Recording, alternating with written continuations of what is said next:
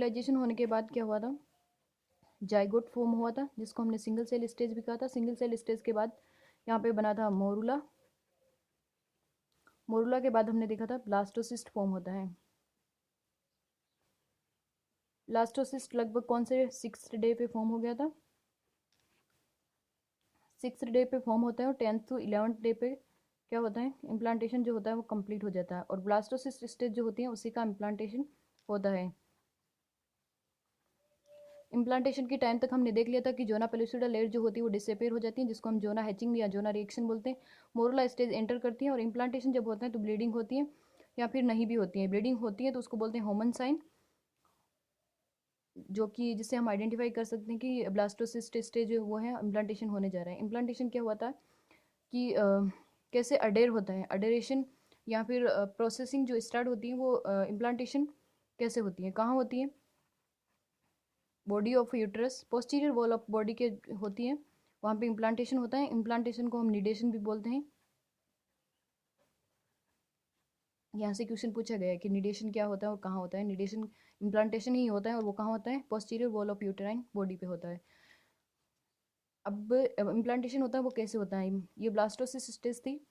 Blastocyst stage के अंदर जो बाहर की लेयर्स थी उसको हमने ट्रोफोब्लास्ट सेल बोला था और अंदर की सेल्स जो थी हमने उसको इनर सेल मास बोला था। बाहर की सेल जो आउटर सेल थी उस आउटर सेल मास को हमने कहा था ट्रोफोब्लास्ट सेल, और अंदर की सेल था जिसको हम बोलते हैं inner cell mass. Outer cell mass जो कि ट्रोफोब्लास्ट बना रही थी। ट्रोफोब्लास्ट के अंदर भी दो तरह की सेल्स होती हैं, आगे डिवाइड होकर वो दो सेल्स बनाते हैं। इसके अंदर होती हैं साइटोट्रोफोब्लास्ट और सिन साइटोट्रोफोब्लास्ट। सिन साइटोट्रोफोब्लास्ट होती है वो आउटर सेल्स होती हैं और इनर सेल्स जो होती हैं वो साइटोट्रोफोब्लास्ट होती हैं। साइटोट्रोफोब्लास्ट सेल्स जो होती हैं वो प्लेसेंटा फॉर्म करती हैं और सिन साइटोट्रोफोब्लास्ट सेल्स जो होती हैं वो हार्मोन सिक्रीट करती हैं, और जो हार्मोन सिक्रीट करती हैं उसको हम HCG कहते हैं। और HCG क्या करती है, कार्पस ल्यूटियम को मेंटेन रखती है और उसके बाद कार्पस ल्यूटियम होता है वो हार्मोन सिक्रीट करता है और वो प्रेगनेंसी को मेंटेन करता है। और सिन साइटोट्रोफोब्लास्ट सेल्स जो होती हैं इसके साथ में कोरियन का फॉर्म भी करती हैं। और प्लेसेंटा के साथ साथ यहाँ पे कौन कौन सी इनर सेल मास जो होती है वो क्या बनाएगी आगे जाके। इनर सेल मास का देखें तो इनर सेल मास जो होती है इससे बनेगा फीटस, एमनियोन और अम्बिलिकल कॉर्ड। अब हम देखते हैं कि कैसे बनता है सब। ये यूट्रस वॉल है, यूट्रस वॉल के अंदर यहाँ पे ट्रोफोब्लास्ट लेयर मान लीजिए यहाँ के ब्लास्टोसिस इम्प्लांट हुआ तो इसका अंदर वाला पार्ट जो होता है वो इनर सेल मास था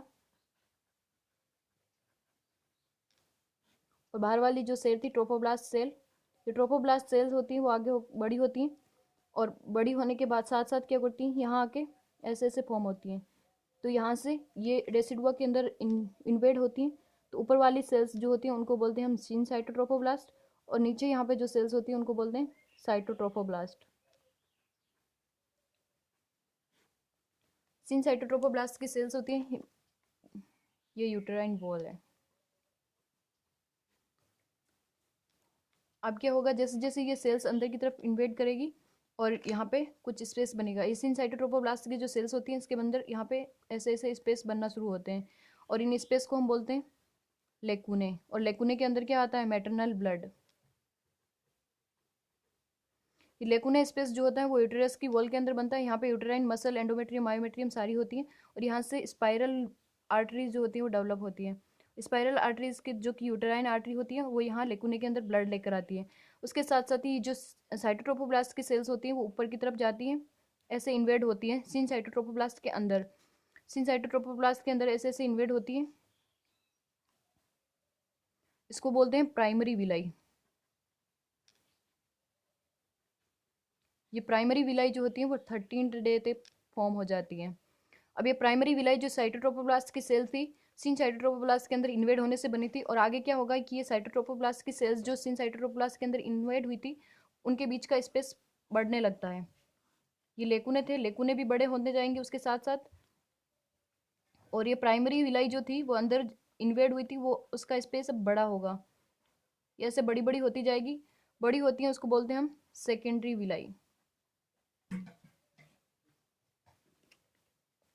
सेकेंडरी विलाई होती है वो 16th डे तक फॉर्म हो जाती हैं। प्राइमरी विलाई के अंदर का स्पेस बड़ा होता है, उसको बोलते हैं सेकेंडरी विलाई। और ये लेकुने, लेकुने के अंदर भी क्या होता है, स्पेस बड़ा होता है और साथ ही साथ स्पाइरल आर्टरीज होती हैं वो फॉर्म हो जाती हैं और मैटरनल ब्लड सप्लाई होती है वो इंक्रीज हो जाती है।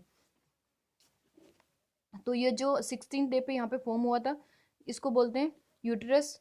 और विलाई के बीच में यहाँ पे जो सर्कुलेशन स्टार्ट होता है तो इसको बोलते हैं यूटेरो प्लेसेंटल सर्कुलेशन,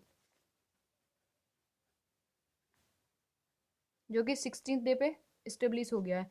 फिर नेक्स्ट क्या होता है, सेकेंडरी विलाई और बड़ी होती है और लेकुने के साथ ऐसे ऐसे कनेक्ट होने लगती है, तो इसको बोलते हैं टर्सरी विलाई। फिर ये टर्सरी विलाई जो फॉर्म हुई वो 21st डे पे फॉर्म हो जाती है। अब ये टर्सरी विलाई बड़ी हुई और इनके अंदर क्या होता है कि ब्लड सप्लाई जो होती है वो स्टार्ट हो जाती है। तो ये जो होती है टर्सरी विलाई वो वेस्कुलर होती है। प्राइमरी और सेकेंडरी विलाई जो थी वो एवेस्कुलर थी। फिर क्या होता है कि लेकुने और विलाई के बीच का एक सिस्टम डेवलप होता है, उसको बोलते हैं इंट्राविलस स्पेस। ये जो स्पेस जो बचता है इसको बोलते हैं इंट्राविलस स्पेस। इसके अंदर क्या होती है, बहुत सारी आर्टरीज, वेन और ब्लड सप्लाई होती है वो इंक्रीज हो जाती है। फिर यहाँ पे इंट्राविलस स्पेस बन जाता है। लेकुने, बहुत सारा ब्लड सप्लाई, इधर से मैटरनल ब्लड सप्लाई आता है। फिर यहाँ से सिन साइटोट्रोपोब्लास्ट के अंदर साइटोट्रोपोब्लास्ट के सेल्स जो इन्वेड होकर टर्सरी विलाई बना रही थी। अब यहाँ पे बीच में ये जो स्पेस बनता है इसको बोलते हैं इंट्राविलस स्पेस।